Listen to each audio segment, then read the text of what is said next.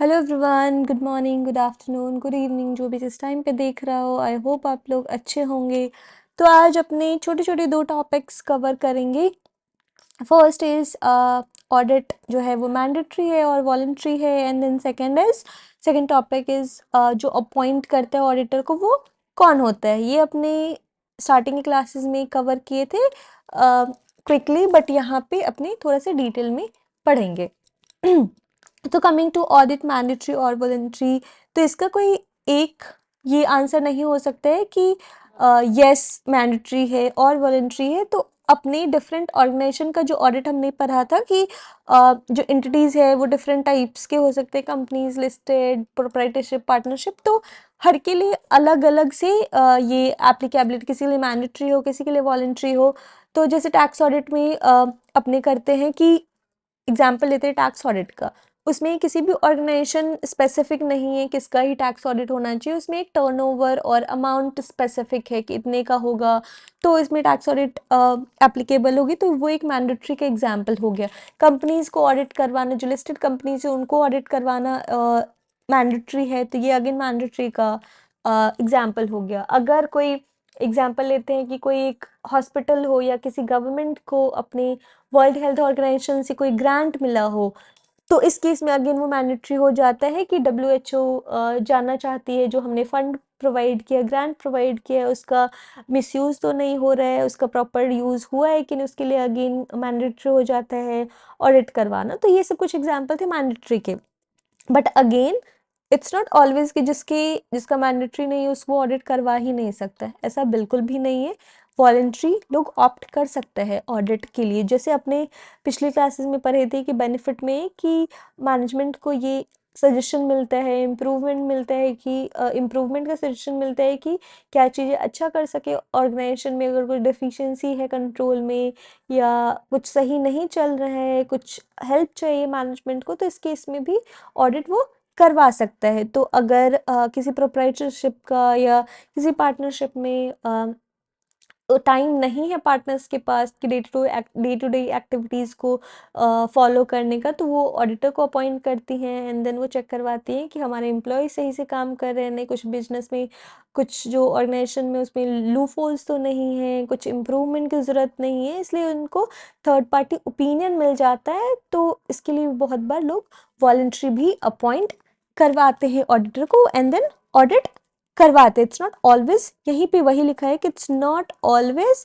Mandatory. Many times जो होता है, many organisation get their accounts audited voluntary because of benefit जो अपने कवर करे थे पिछले क्लासेस में कि ऑडिट के क्या क्या बेनिफिट होते हैं, तो इसके लिए लोग करवाते।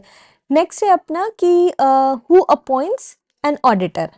तो अगेन इसमें आता है कि अगर कोई गवर्नमेंट कंपनी है या PSUs हैं, उसके लिए जो होता है कि CAG है वो करती है। इसमें अलग अलग again nature of the organisation और नेचर ऑफ ऑडिट, उसके बेसिस पे अपॉइंटिंग अथॉरिटी चेंज होती है।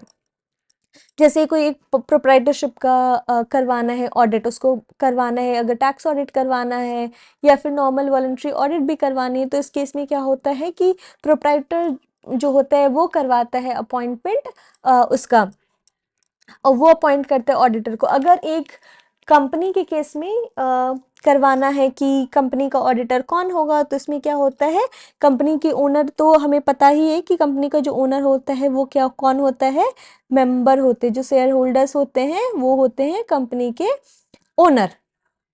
तो उसके केस में क्या होता है, कंपनी का जो करवाना है उसमें AGM में, एनुअल जनरल मीटिंग जो होती है, जो फाइनेंशियल ईयर एंड होने के कुछ दिन बाद जो AGM होती है, उनमें फिर नेक्स्ट ईयर का भी ऑडिटर डिसाइड हो जाता है, अपॉइंट हो जाता है कि हम इस ऑडिटर के साथ आगे जाएंगे, ऑडिटर नेक्स्ट ईयर काम हमारे लिए करेगा ये। फिर अगेन जैसे हमने गवर्नमेंट कंपनीज की बात करी, तो सारे गवर्नमेंट कंपनीज के जो ऑडिटर अपॉइंट होते हैं वो through CAG, controller and auditor general of India के थ्रू ही अपॉइंट होती है ऑडिटर।